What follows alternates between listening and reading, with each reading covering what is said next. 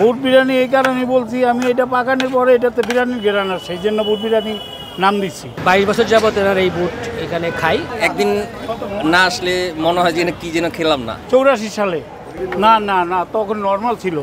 বুট বিরিয়ানি শুরু হয়েছে 20-25 বছর হইব। সাথে এটা আমি 40 বছর ধরে যেমন এখানে আছি, সবাই আমার জানে চিনে, আমি বহুদিন ধরে আছি। আমার হয়তো জিনিসটা ভালোই অনেকে মনে করে, এই জন্য খায় দেয়, হ্যাঁ ঠিক আছে চলে। অন্যরকম এবং অসাধারণ একটা স্বাদ এর ভিতরে আছে। আমি প্রায় 22 বছর যাবত এনার এই বুট এখানে খাই। যদিও মানে আগে যখন আরও ছোট ছিলাম বেশি খেতাম, এখন আসলে আরও খাওয়া হয় না, কিন্তু এদিক দিক গেলে বা আসলে চান্স পাইলে চেষ্টা করি খাবার। এবং 22 বছরের যে ওনাকে আমি এখানে দেখছি, এটা উনি এখানে বিক্রি করে এবং এটা এই খাবারটা এতটা সুস্বাদু যে উনি সকালে 9টায় আসে, 12:30 1টা মানে 2টার ভিতরে ওনার খাবারটা শেষ হয়ে যায়। স্পেশালিটা আসলে উনি ভালো বলতে পারবেন।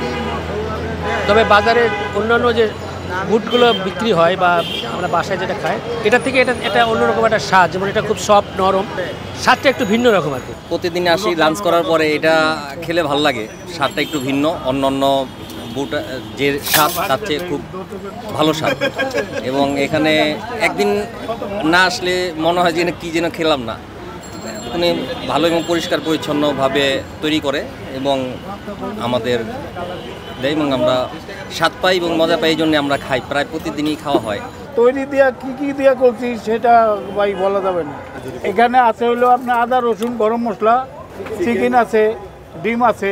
চিকেন হলো 120 টাকা, আর হইলো আপনার 150 টাকা চিকেন। আর ডিম হইলো ডিম দিয়া বুট 40 টাকা, খালি ডিম 20 টাকা, বুট 20 টাকা। পুঁজি ভাই আমি তো মাইবে আনি না বুট, আমি আনি একটা ডিব্বা আছে, ওই ডিব্বা দিয়ে মাইবে আনি। আমার হিসাব হইলো মাসে বিক্রি করি 150 কেজি। এখন গরম তো ভাই, এখন একটু বেচাই না কম, অন্য সময় বেচা কিনা হয় মাশাল্লাহ ভালো। এইখানে যারা বুট আমার খায়, ওরা 20 বছরতে মনে করেন 40 বছর 50 বছর পর্যন্ত বুট খায়, ছোটো বড় সবাই খায় আমার বুট। আমি 40 বছর ধরে এটা করি। আমার বাপের কেলার সম্পদ আছে, ওখানে আমি 40 কাঠা সম্পদ দিচ্ছি, ওটার লগে কিছু পুরায়া আমি 1.5 শতাংশ জমিন কিনছি, 1.5 শতাংশ জমি 2টা রুম হয়েছে, এই করছি। এই ব্যবসা করে আমার পোলা আছে, পোলায় চাকরি করে। 4 আনার থেকে আমি শুরু করে এখন 20 টাকা 30 টাকা বেশি আর কি।